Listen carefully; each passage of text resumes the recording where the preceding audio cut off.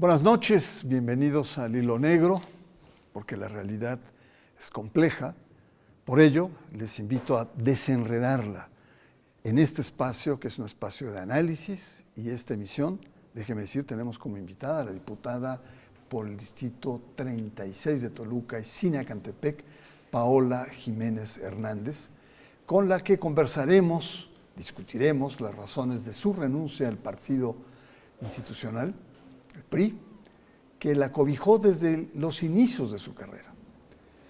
Queremos conocer su postura legislativa, sobre todo en el tema de la reforma al Poder Judicial y otros aspectos que enmarcan estas diferentes aristas de una renuncia que indudablemente golpea a el otrora partido poderoso, el PRI. Pero antes de entrar en conversación, le invito a ver una cápsula introductoria para tener un piso común, usted y nosotros, en la conversación. Después de abstenerse en la votación de la reforma judicial federal en el Congreso mexiquense, la diputada Paola Jiménez renunció a la fracción priista para continuar en la 62ª legislatura local como diputada sin partido. En un video publicado en su cuenta de X, señaló que tiene una opinión diferenciada a la de su partido, pues considera que sí existe la necesidad de reformar al Poder Judicial, pero que es necesario también perfeccionar el modelo de elección de los juzgadores. La diputada Jiménez Hernández cuestiona el enfoque que tiene la reforma en los juzgadores y no en las víctimas. Sostiene que debe centrarse en ellas. Esta no es la primera ocasión que Paola Jiménez vota distinto a su bancada en el Pleno. Lo hizo al menos en 3 ocasiones anteriores, como por ejemplo su voto a favor del reconocimiento de los matrimonios igualitarios en el Estado de México, mientras sus compañeros priistas votaron en contra. La diputada apuntó también que previo a la discusión de la reforma recibió algunas llamadas y mensajes que pretendían coaccionar su voto, pidiéndole que se posicionara en contra, por lo que afirmó que no hay posibilidad de pertenecer a un partido o fracción donde no se permite la deliberación de las ideas, y que este tipo de acciones se contraponen al espíritu parlamentario de su diputación. Muchas gracias, diputada. ¿Qué fue lo que pasó realmente? Porque fue una abstención que pesó tanto como para que usted renunciara y para que el PRI la expulsar. Pues mire, primero, maestro Barranco, muchísimas gracias por permitirme estar aquí en Hilo Negro, a toda la audiencia que sigue Televisión Mexiquense. Me da mucho gusto poder compartir y agradezco, por supuesto, siempre que se den los espacios de la pluralidad, de la inclusión.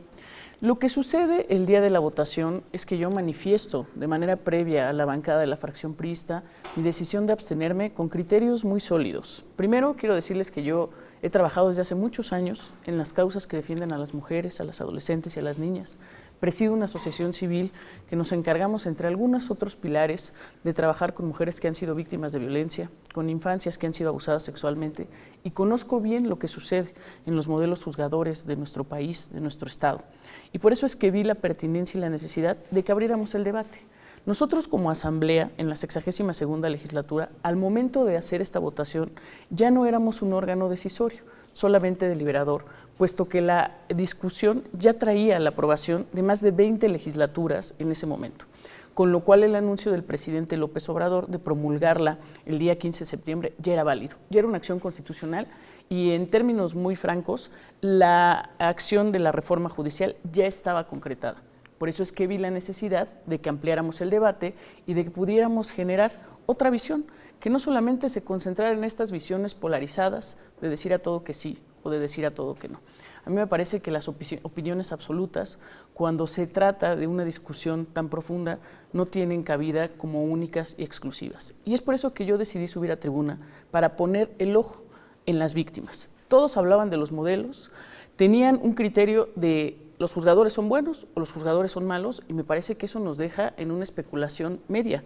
Hay juzgadores buenos, hay juzgadores malos, y tendríamos que voltear hacia lo que sucede con un dato muy simbólico. En nuestro país, solamente el 0.9% de los casos que son delitos se resuelven. Vamos a tomar más adelante el tema del enfoque que usted plantea sobre las víctimas, pero déjame decir que causó revuelo su postura, y el secretario del partido, del PRI, fue realmente muy rudo en sus observaciones. Dijo, esta abstención representa una traición, así lo pone, traición a los principios, a los valores e ideología del PRI, a los militantes que confían en nosotros y sobre todo a los electores de los municipios de Toluca y Sinacantepec. La ponen usted como villana ahí. Traición a los principios, traición al partido, traición a la militancia. Lo único que le faltó decir, traición a la nación, con esa, actitud para llamar la atención. ¿Qué opinión le merece esta postura tan radical de manera oficial del partido? Pues primero me parece una postura cínica, una postura desvergonzada, al hacer mención que esto es una traición y todos los conceptos que atribuyeron. En el Partido Revolucionario Institucional hay violadores, hay personas que han sido acusadas de secuestro y nunca hicieron una sola declaración.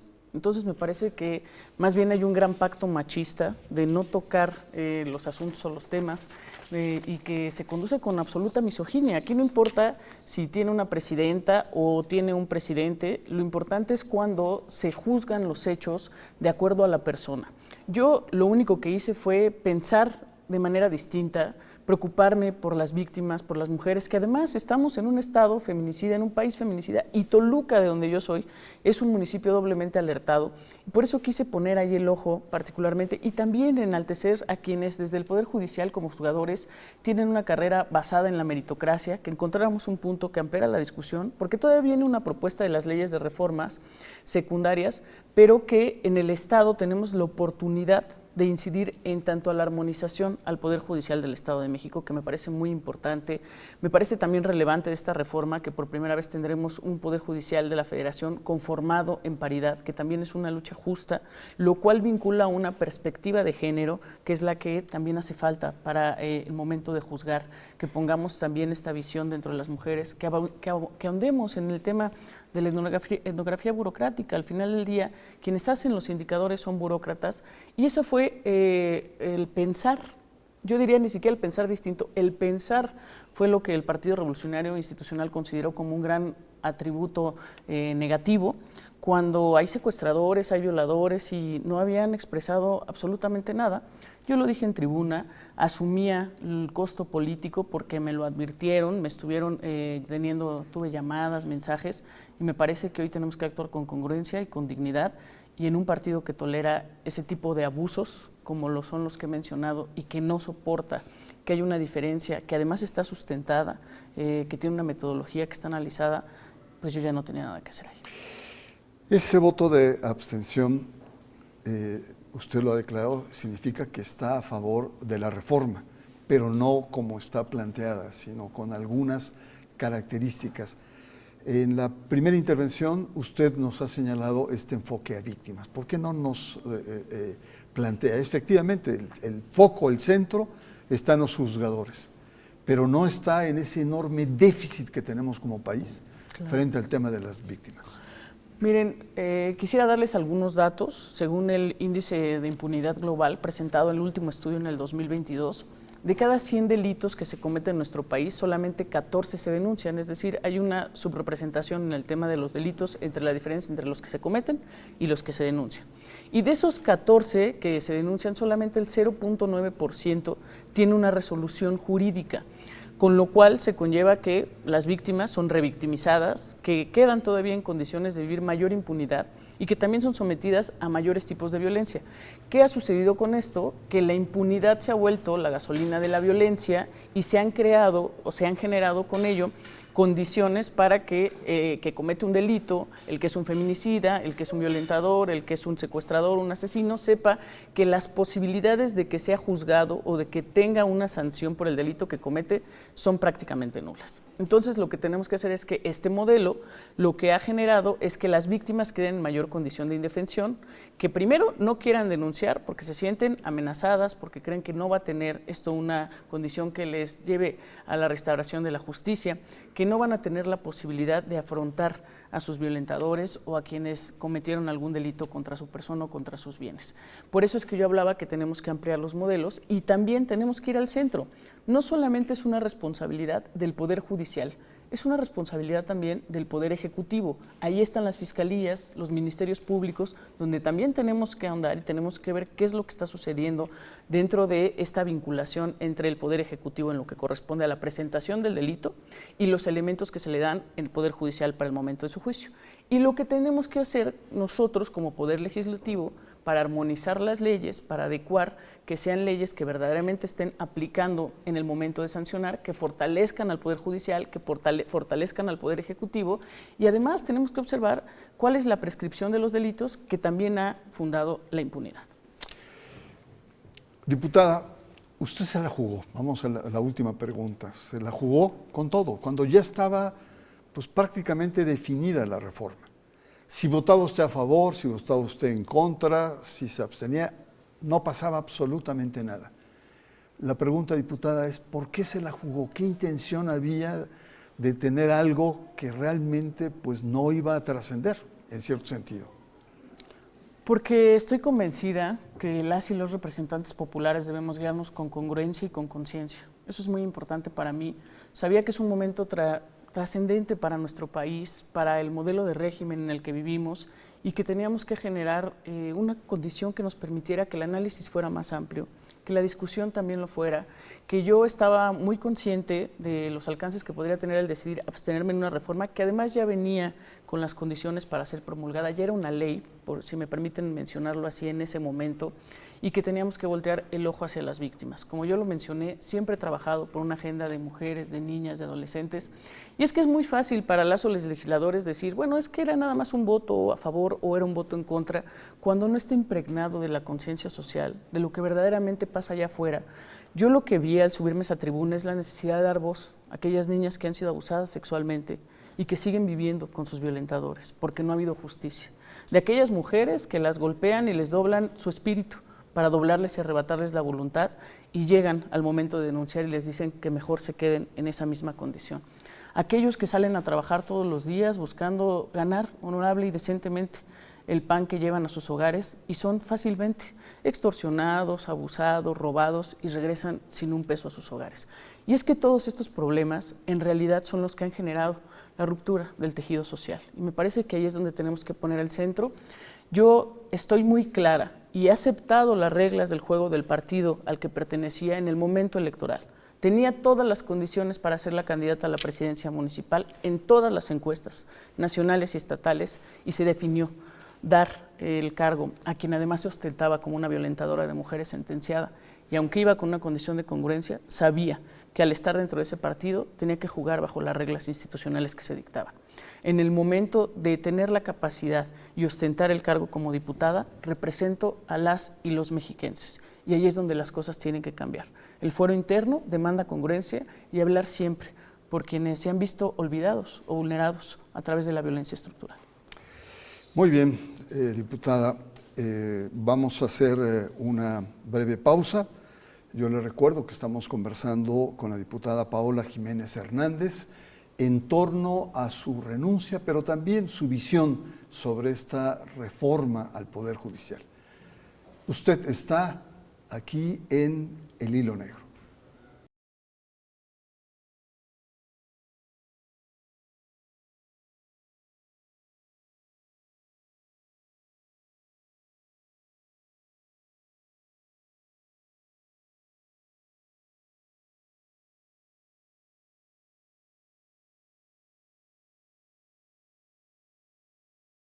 La diputada Paola Jiménez Hernández es originaria de Toluca, Estado de México. Cuenta con una licenciatura en Ciencias Políticas y Administración Pública y una licenciatura en Derecho. Además, tiene 3 maestrías en Administración Pública, en Intervención Interdisciplinaria en Violencia de Género y en Comunicación Política y Gobernanza Estratégica. así como un doctorado en Administración Pública. Es fundadora de la asociación civil La Jefa, a través de la cual ha ayudado a más de 10,000 jefas de familia a acceder a capacitaciones para el empleo y autoempleo, así como a descuentos en farmacias, exámenes médicos, servicios odontológicos y papelerías, entre otros establecimientos.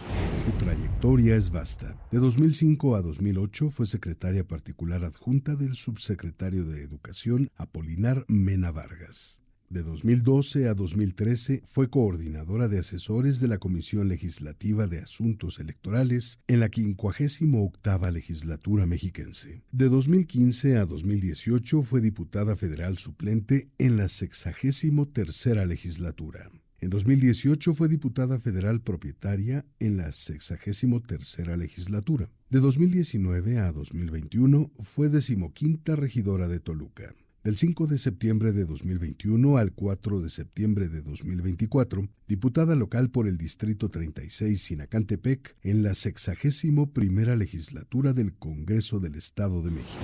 Su trabajo legislativo se ha centrado en la erradicación de la violencia contra niñas, adolescentes y mujeres, el desarrollo de las comunidades, la defensa de la inclusión y los derechos humanos, el fortalecimiento de la seguridad y la rendición de cuentas, así como el acceso al agua, la salud, el empleo y la educación.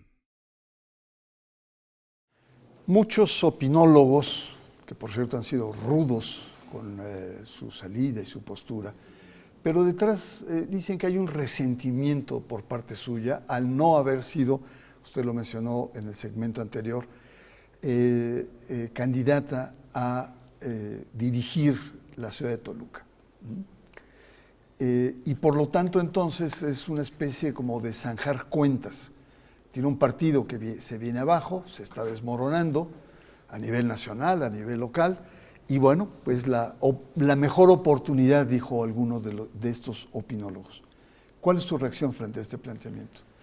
Pues mire, primero, maestro, yo quisiera comentarle que yo no actué nunca con ningún resentimiento. Como lo mencionaba en la cápsula anterior, entendía las reglas institucionales y cuando uno está participando en un instituto político se ajusta a ese modelo de reglas.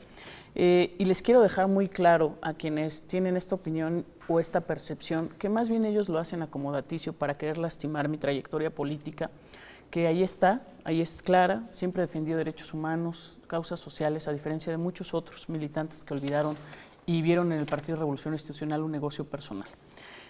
Yo fui la única candidata a diputada local, de los cuales ahora son electos, que subió la votación total y la votación dentro del Partido Revolución Institucional. Los otros compañeros bajaron su votación. Yo no actué en ningún sentido con un resentimiento, salí a las calles con dignidad a pedir el voto y quiero dejar muy claro que la base social que me ha hecho favor de acompañarme no es priista, más bien hay priistas dentro de la base social con la que yo trabajo, como lo hay de distintos partidos.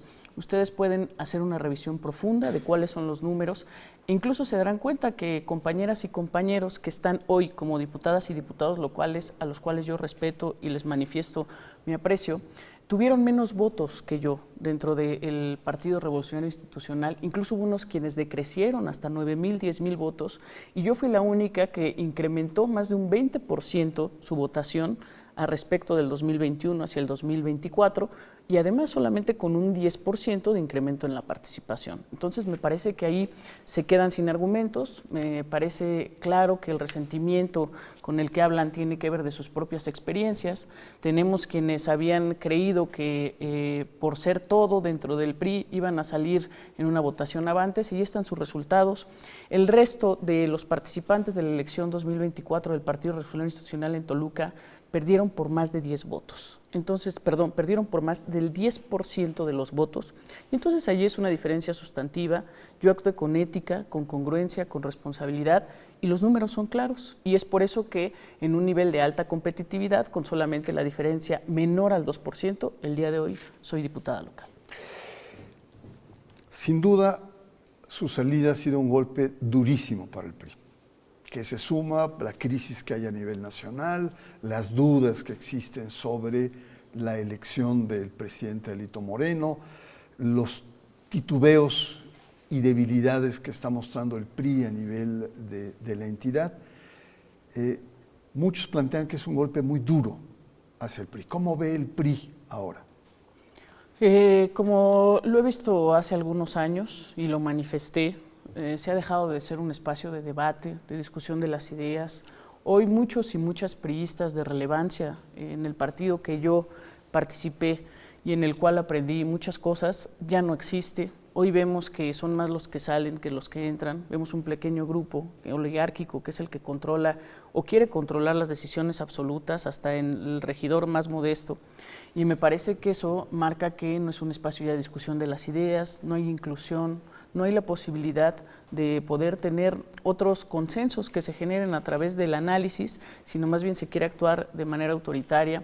A mí me parece que la militancia es más que clara. El PRI perdió más de 400,000 votos en esta última elección, siendo el Estado de México uno de sus punteros que fue tan potente, y eso marca un decrecimiento natural. Hoy está peleándose por saber si es la cuarta o la quinta fuerza a nivel nacional, y creo que eso irá en una mayor condición de degradación en el pasar de los años. Ahora, la pregunta es el costo político para usted. Es decir, no es lo mismo ser legisladora o militante, activista, con el respaldo de un partido, que ya no tener el respaldo de un partido. ¿Cómo vislumbra Paola Jiménez su futuro político con esta decisión? Bueno, maestro, mira, hablar de respaldos sería en este momento muy subjetivo, ¿no? Si a mí me hubiese respaldado o no. Yo les quiero comentar que incluso los propios abogados del Partido Revolucionario Institucional impugnaron a quienes ya estábamos adentro en esta 62ª legislatura, en el caso particularmente de la diputada Lili Urbina, puesto que yo tengo doble acción afirmativa como diputada local, impugnaban y querían ponderar el derecho de una diputada de lista por encima de quienes participamos, quienes obtuvimos votos, quienes fuimos al campo a platicar, a dialogar con la ciudadanía. Entonces ahí me parece que eso del respaldo es muy subjetivo. Los mismos abogados que impugnaron la supuesta sobrerepresentación de Movimiento de Regeneración Nacional fueron los mismos abogados que impugnaron este derecho de nosotros como diputadas. ¿Pedirá su ingreso a Morena, al Verde, al PT? Maestro, yo en este momento he enviado un oficio a la Junta de Coordinación Política donde manifiesto mi deseo de ser diputada sin partido. Me parece que el pensar en el ingreso en otras fracciones no quedaría en una discusión solamente dentro de la Cámara de Diputadas y Diputados. Es una discusión de dirigencias nacionales, de dirigencias estatales, de todo un contexto. Yo hoy tengo un gran reto que es demostrar a la ciudadanía con congruencia, con responsabilidad, cuál es el trabajo que habíamos fundamentado. Seguir siendo una legisladora activa. He sido ya la primera legisladora que presenta una iniciativa dentro de la 62ª legislatura. Estaremos también trabajando consolidadamente, conformando los 314 comités seccionales de mi asociación civil La Jefa en el municipio de Toluca. Y bueno, hoy más bien estoy concentrada en asumir estos retos con humildad, sin soberbia, en saber que este camino, por supuesto, no será sencillo, pero la realidad es que la historia de mi vida me marca que nunca lo ha sido, y hoy tengo que asumir este reto también, del cual he tomado la decisión con claridad, con conciencia y particularmente en tranquilidad. Paola, usted es una mujer joven con una sólida formación, una trayectoria política y mucha experiencia en la materia. Y una pregunta más que política, más bien personal. ¿El PRI le quedó chico a usted? Yo quisiera siempre actuar con gratitud a la militancia que muchos años me acompañó. El no estar de acuerdo con los modos que se generaron a través de esta diferencia no quiere decir que sea yo una ingrata, al contrario, le reconozco a la militancia, el trabajo, el esfuerzo con quienes caminamos. Yo desde hace muchos años dejé de ser parte de esta agenda dentro del PRI, que es una agenda que olvidó las causas sociales, las causas justas, y miren, les quiero nada más compartir la experiencia. Primero, quien me postula es el PRI. Yo había manifestado públicamente mi decisión de ya no participar en una elección en el año 2024 y me pidieron que participara porque era un momento complicado y necesitaban que yo lo hiciera, y lo hice en humildad, en claridad, a pesar de que yo creía que estaba lista para otras condiciones. Y número dos, la reflexión es que hace algunos meses, dentro de la 61ª legislatura, tuve 3 votos diferenciados. El primero respecto a los matrimonios igualitarios. Tenía 11 años que no se llevaba a discusión el tema de los matrimonios igualitarios, ni siquiera en comisiones, y yo fui quien abanderé el tema, lo llevé en la comisión que presidía, que era la Comisión para la Igualdad de Género, lo dictaminamos en comisiones y subió al Pleno y tuvimos el matrimonio igualitario. Fue una de las tres. Otra fue en tanto a que se quería hacer esta alternancia en la participación a candidaturas a gobernador en el Estado de México, donde se fuera alternando mujer y hombre. Y yo también voté diferenciado en la Comisión de Gobernación y Puntos Constitucionales y les quiero explicar por qué. Porque sí es cierto que a partir de esta reforma estaría garantizándose la participación para la representación alternada de los géneros, no se hace una revisión histórica de cuál ha sido la participación de las mujeres que venía siendo nula. Es decir, el piso era completamente inequilibrado. Y número 3, cuando se fue a votación también del Pleno, el nombramiento de secretarios de la propia organización administrativa de la legislatura, donde se dan nombramientos sin perspectiva de género y sin condiciones de igualdad de género. No era una situación extraña, que mi pensamiento siempre ha intentado ir en congruencia con las acciones que yo defiendo, con la agenda que tengo, con la propia formación que me ha costado mucho trabajo poder generar. Yo también soy académica, investigadora, y me parece que no era nada desconocido. Y además, quiero decirles con mucha franqueza, tranquilidad, yo les avisé cuál era el sentido de mi voto, cómo iban a venir las condiciones, y las decisiones que tomé fue por esta caja de presiones en la cual me quisieron involucrar, y por eso es que decido al final de la sesión separarme de una fracción donde no se va a dar el respeto a las ideas, no se va a dar el diálogo, y es que los seres humanos tenemos enfoques distintos, perspectivas, y la realidad es que no somos objetos para que nos quieran poner a conveniencia de un pequeño grupo, y menos cuando representamos a la ciudadanía. Pues muchas gracias, Paola Jiménez, diputada, por su presencia, sus planteamientos. Quisiera pedirle que en un minuto cerrara con alguna reflexión que a usted le gustaría, o una conclusión que deseara exponer. Pues primero decirles que yo estoy aquí gracias a la cultura del esfuerzo, que conozco cuál es la realidad social, porque además la viví. La Jefa es una asociación civil que presido y que trabaja por las mujeres. Yo soy hija de madre soltera, conozco estas realidades. 4 de cada 10 hogares en nuestro país tienen una mujer al frente, y por eso es que seguiré luchando para que tengamos condiciones de igualdad, mayores oportunidades, que no seamos revictimizadas, que las infancias tengan un mejor futuro, que hoy sé que los retos que afrontamos en el presente tienen que quedarse anclados para que el día de mañana tengamos mejores condiciones, y que estoy convencida en tanto a la reforma judicial que era necesaria, pero que también tenemos que ver los méritos de los buenos juzgadores, que se tiene que profundizar en la carrera judicial, pero que hoy el gran reto que habrá de demostrarse en el siguiente sexenio es voltear a ver a las víctimas.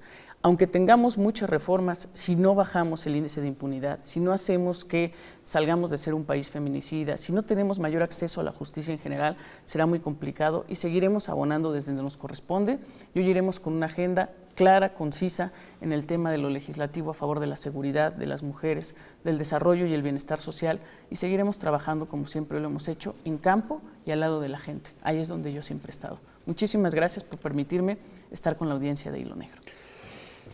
Muchas gracias, diputada Jiménez. Y bueno, tenemos una doble agenda de dar seguimiento. Por un lado, todo lo que es la reforma y el aterrizaje de la reforma al Poder Jurídico, y por otra parte, las heridas que en este momento, una herida abierta que se abre con esta renuncia de la diputada en el PRI.